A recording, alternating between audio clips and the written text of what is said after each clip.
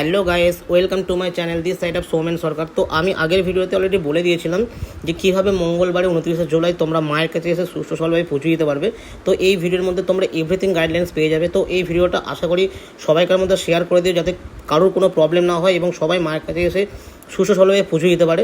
তো তোমরা যখন এই জায়গাটায় আসছো, এটা ঠিক মন্দিরের পাশে এবং দু সাইডে তোমরা দেখতে পাচ্ছ অলরেডি এই মুহূর্তে দোকান রয়েছে।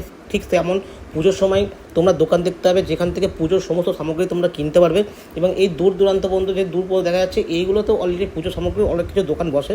তো আমরা চলে আসলাম সেকেন্ড জায়গায় যেখান থেকে অলরেডি পুজো দেওয়া স্টার্ট হয়, মানে ছেলেরা অনলি মায়ের কাছে পুজো নিয়ে যেতে পারে। এটা অনলি ছেলেদের লাইন।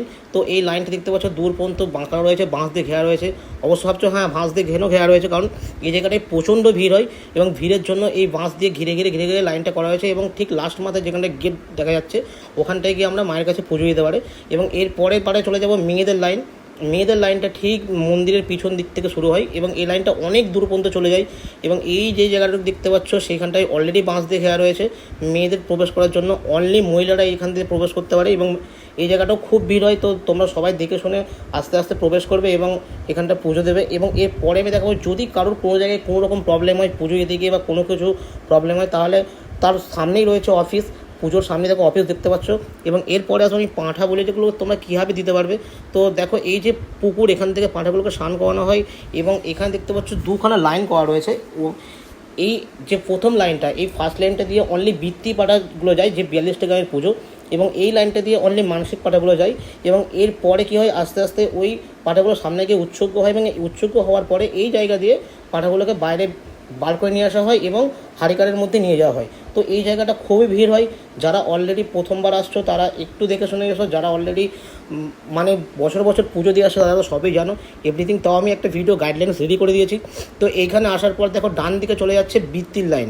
এই যে বাঁশ দিয়ে ঘেরা রয়েছে এটা হচ্ছে বৃত্তির লাইন। এখানে অনলি 42টা গ্রামের মানুষেরা, মানে যা 42টা গ্রামের যে বৃত্তি পুজো সেটা হয়, 1 নম্বর আর 2 নম্বর হারিকাটে বলি হয়। এবং বাঁ দিকে যে সোয়া চলে যাচ্ছে এটা হচ্ছে মানসিক লাইন। তো একটু বৃষ্টি হয়েছে, খুব কাদা, এই মুহূর্তে একটু কাদা হয়েছে।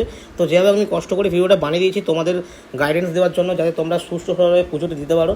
তো এই যে লাইনটা রয়েছে দেখতে পাচ্ছ, এই লাইনটা ঠিক বটগাছের পাশ দিয়ে, এই লাইনটা হচ্ছে মানসিক লাইন যেখানে 3 নম্বর 4 নম্বর 5 নম্বর 6 নম্বর 4টে হারিকাট থাকে এবং এখানে সমস্ত পাঠাগুলোকে সুস্থভাবে বলি করা হয়।